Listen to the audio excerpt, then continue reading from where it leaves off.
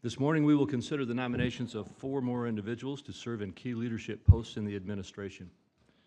Mr. Elad Roisman to be a member of the Securities and Exchange Commission. Excuse me.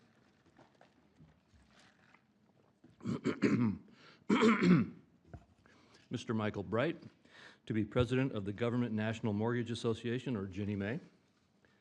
Ms. Ray Oliver Davis to be Inspector General of the U.S. Department of Housing and Urban Development. And Dr. Dino Falaschetti, did I get that right? To be Director of the Office of Financial Research. Welcome to all of you this morning, and congratulations on your nominations to these very important offices. I see friends and family behind you today and welcome them here as well.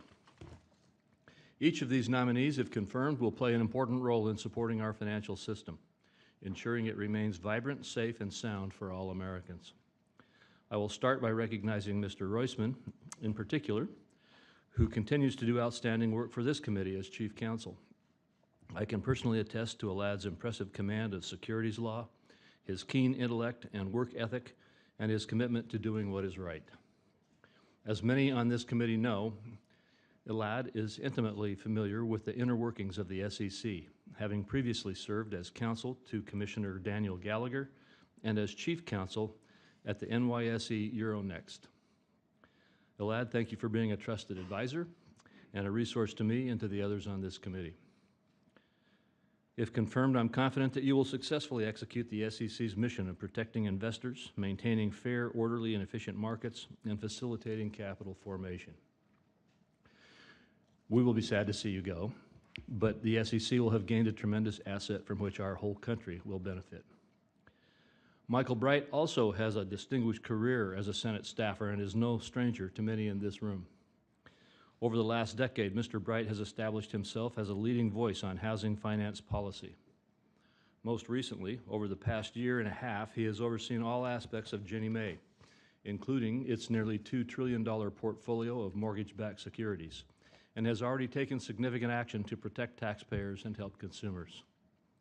If confirmed, I know Mr. Bright will continue this important work, and I look forward to working with him on opportunities to address the last piece of unfinished business from the financial crisis, comprehensive housing finance reform. Ray Oliver Davis has dedicated her entire career to holding others accountable. As a former assistant U.S. attorney, Ms. Davis spent years investigating and prosecuting financial criminals, among other crimes.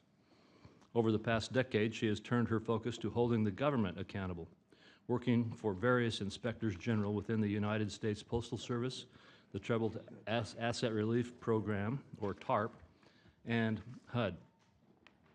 If confirmed as HUD Inspector General, Ms. Davis will draw from this deep experience working on behalf of taxpayers to eliminate fraud, waste, and abuse in our housing programs, and to make sure that those programs run as efficiently and as effectively as possible. Dino Falaschetti has had a distinguished career in economics that spans academia, the private sector, and public service, most recently as chief economist for the House Financial Services Committee.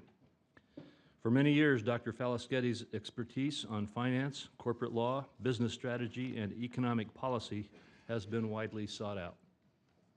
In addition to holding faculty appointments at 8 different universities, Dr. Falaschetti served as senior economist for the President's Council of Economic Advisors during the second Bush administration, where he worked directly under the future Fed Chairman, Ben Bernanke. At the Office of Financial Research, or OFR, Dr. Falaschetti will be charged with overseeing much of the research and data analysis that supports the work of the Financial Stability Oversight Council. If confirmed, he will be a trusted and valued resource for FSOC and the Treasury Department, as he has been for Congress and many others. We have 4 highly qualified nominees before us, and I urge my colleagues to support them so that they can quickly get to their work for the American people.